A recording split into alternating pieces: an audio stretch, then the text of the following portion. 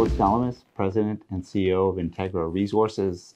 We have a project in southwestern Idaho that we're developing, a close to 5 million ounce resource endowment, PFS level, on our way through permitting, growing the story steadily. Growing the story. Share price has been hammered, like a lot of precious metal companies. I'll give you that. So it's been a sort of tough 18 months, right? Sure has. Sure has.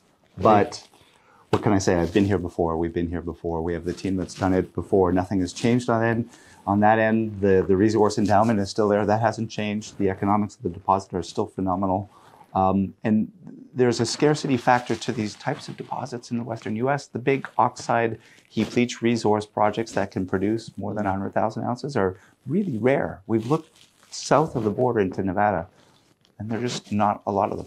Right. And so tell me this. Okay, there's a kind of few facts, a few variables I think people are sort of questioning and go, well, what's that about? Is that a problem, or does it not really matter? Idaho, mining jurisdiction. Is it?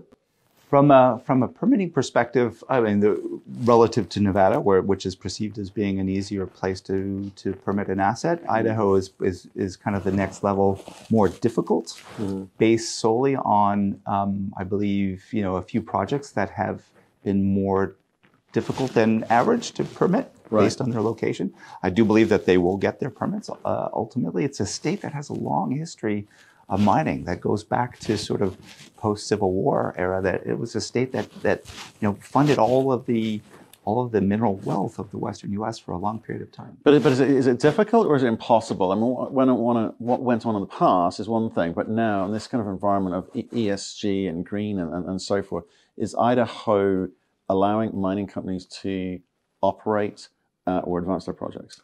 They are, and there are some great cases in point. Case in point, they've got some amazing phosphate deposits. And if you want to talk about the scale of earthworks involved in mining phosphate, I mean, it makes mining open pit gold, silver, copper, whatever, minuscule by comparison. Right. They've just permitted a number of these projects in Idaho successfully. Big open pit operations, lots of surface disturbance. So they're used to that in the state, but you still have to go through the steps. Right. Okay. And next thing, money. You felt you needed to go and raise some money recently. You did it as a convert. Okay. So just remind me the terms of the convert. So it's a 3-year term with a possibility of extension of 1 year. It was a $10 million convert with the possibility of extending. There's an accordion feature to that, so we can tap another $10 million basically at the end of next year, if the equity markets are still rocky.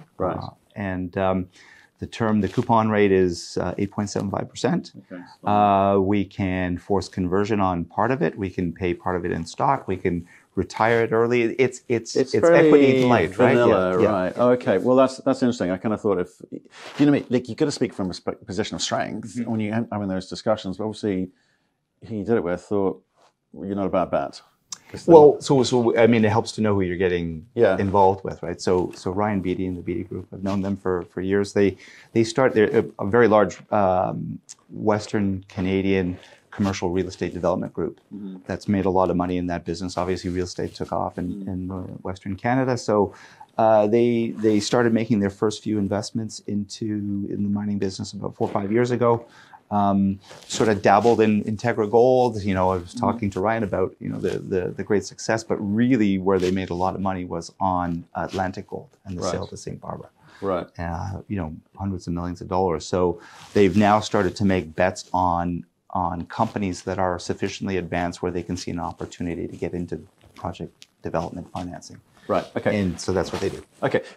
Where I want to go with these conversations, I'm speaking to companies over the course of this week and next with Mines and Money coming up too, is just trying to understand what's going on in the minds of the CEOs in a turbulent market.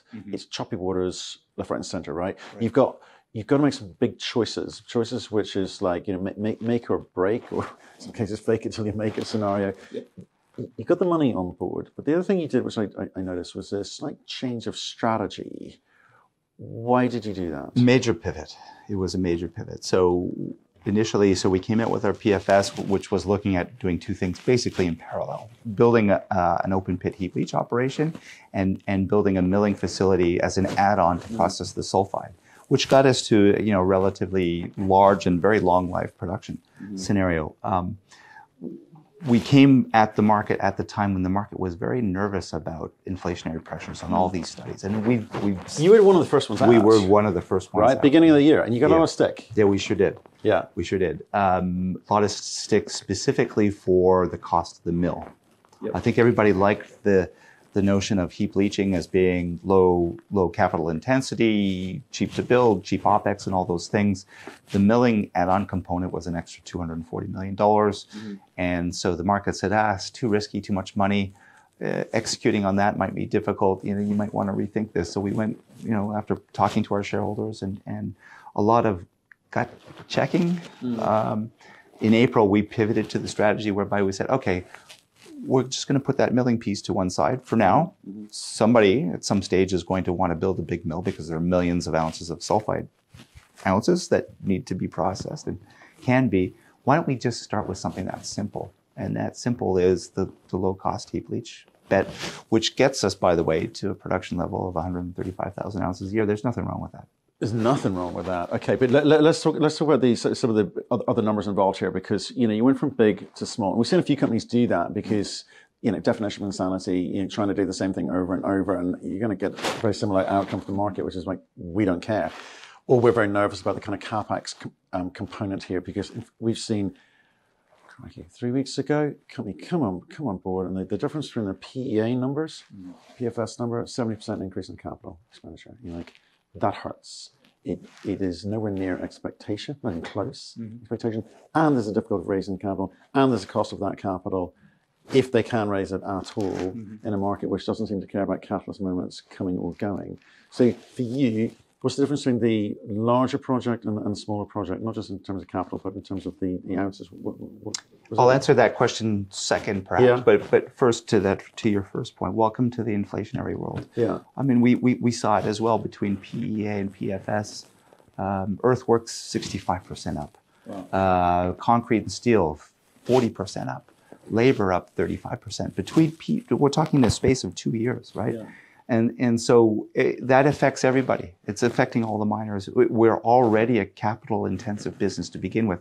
Tack on an extra 50% to everything else, and then we become really capital-intensive. So we had the luck, I guess, if you will, or the optionality, let's just call it, of not having to go big straight out of the gate. Mm-hmm. Thankfully, we have the type of deposit where we can start off as a low-cost heap leach, and then gradually, at some stage in the future, evolve into something larger that involves milling. Many companies don't have that luxury. They have to build the mill straight out of the gate and get to that scale straight out of the gate, or else it doesn't work. We don't have that type of it. What are the kind of levers you've got available to you? Because obviously it's a lower grade project, right? And nothing wrong with that. That's just engineering and efficiency. But can you high grade components of this and bring some revenue forward, or is it fairly homogeneous? Yeah, there are a couple of the interesting things that we've looked at these things over the course of the last 6 months. One of the things that we're doing right now is we're looking at low-grade stockpiles. Right. So what does that do? Yeah, so interesting feature here. So Kinross had a milling facility on site for the better part of 20 years. Mm-hmm. And their cutoff grade into that mill was 0.86 gold equivalent. Our average grade is 0.62 something. Mm-hmm. Our cutoff is 0.2. So Kinross did us a big favor. They knew somebody at some stage in the future would be wanting to process all that material between 0.2 and 0.86. So they stockpiled it. And we know where those stockpiles are. They're evident. You see them all over the site. Mm-hmm. And we did a volumetric calculation on that, 60 million tons. We did a rough sort of what we assume our grade to be based on a back calculation of what they extracted versus they didn't extract. And we've come up with a rough grade of 0.4, 0.5. So you're talking about an extra 1 million ounces of oxide material that's sitting there. It's already mined, it's sitting there. And so that's what we're drilling now. On a fully recovered basis, optimistically, 400,000 ounces maybe. If you add that to a mine plan, it adds a lot of NPV value to the project and production profile. Well, it definitely does, because once it's sitting at surface, that's the good news. There's no kind of cost, energy or otherwise, to get at it. But you have not just got inflationary costs pushing up against you. You've kind of got this. Gold is, well, I'll be generous, 15% down on the year. So you're getting that kind of squeeze, right? So 0.4 sounds tight. You're looking at people like Equinox, who, darling of the sector back in 2020, now in a whole world of hurt and pain, similar sorts of grades, having to raise another $100 million, in the last, I think last week. It's tight. Projects which were good before can become marginal.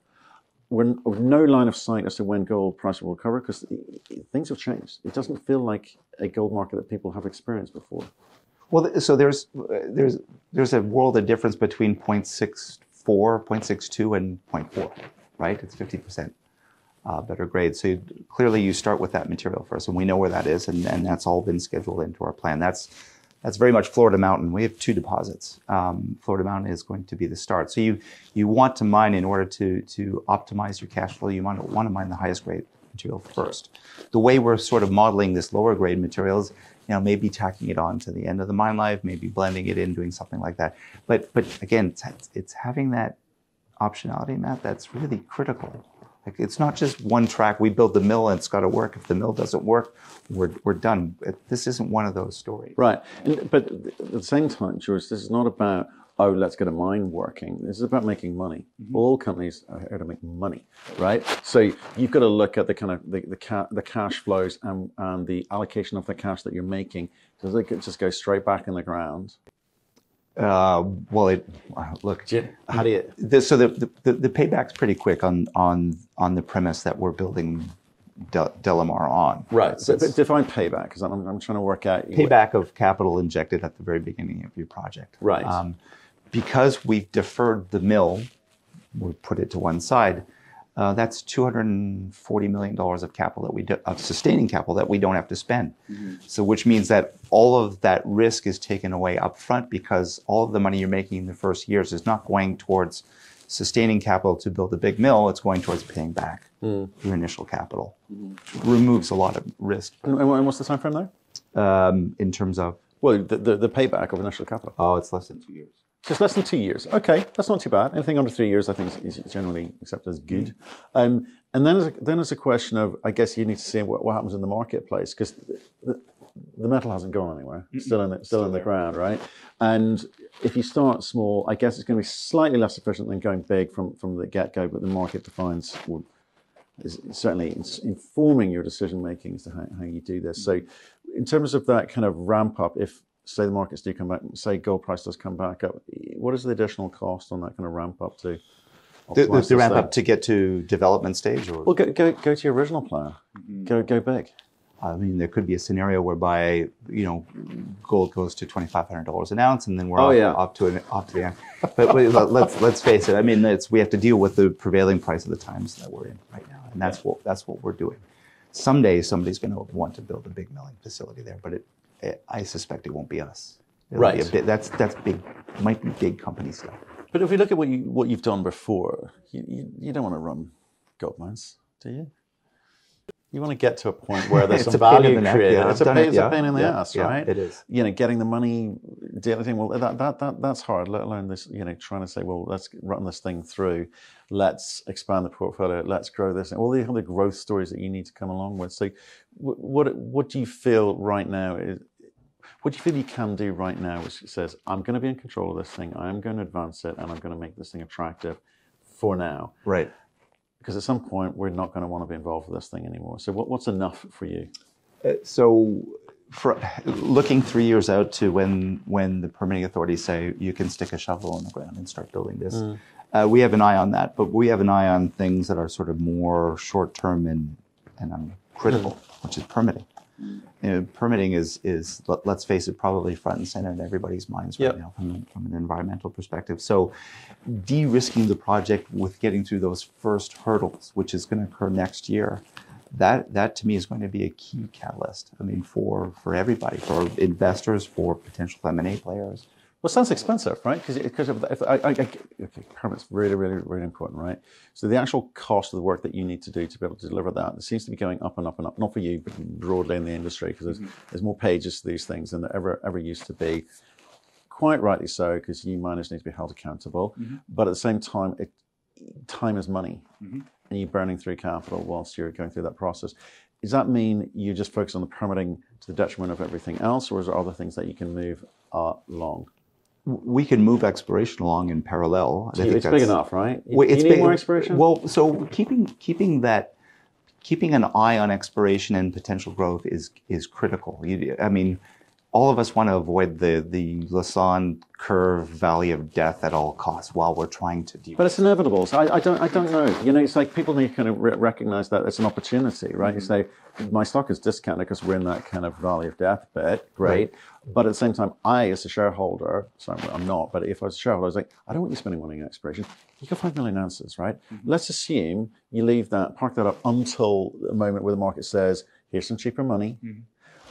The permitting bit, is that that's important, right? It's front and center. But what's the actual cost of getting it from now to you've done everything you can to submit that permit application? To address the first part of your question is, why explore at this stage, right? Yeah. What value you're going to get for that? For the risk of sounding like I'm jumping around, that exploration that we're doing right now is this low-grade stockpile material. The beauty of that material is it's mined, it's already broken, the cost is accounted for. It had to be moved anyway. Potentially near-term revenue. Well, so these are ounces that you can put into a mine plan pretty quickly that are not going to cost you a lot. That can add a lot of value. So I consider that to be exploration. Do you think you'll get credit for that? Because again, we've seen so many sort of catalyst moments announced in the last year, and the market's gone shrug the shoulders like, I genuinely don't care. I'm nervous. I'm nervous about the economy. I'm nervous about my disposable income, discretionary spend, all of these things, food bills, heating bills. I'm not paying attention to this thing. What are the things that you think people should be looking at going, give us some credit for this, give us some value for this, if not for anything else other than I've got this stuff at surface nearer to a position where we can get some revenue going? I think credit will come, and I've seen this at different parts of my career. Right now, to your point, the market doesn't care. It doesn't care. The market is so totally fixated on capex and opex, and is so hyper allergic to capital expenditures. They don't want to hear about those types of things, and that's now.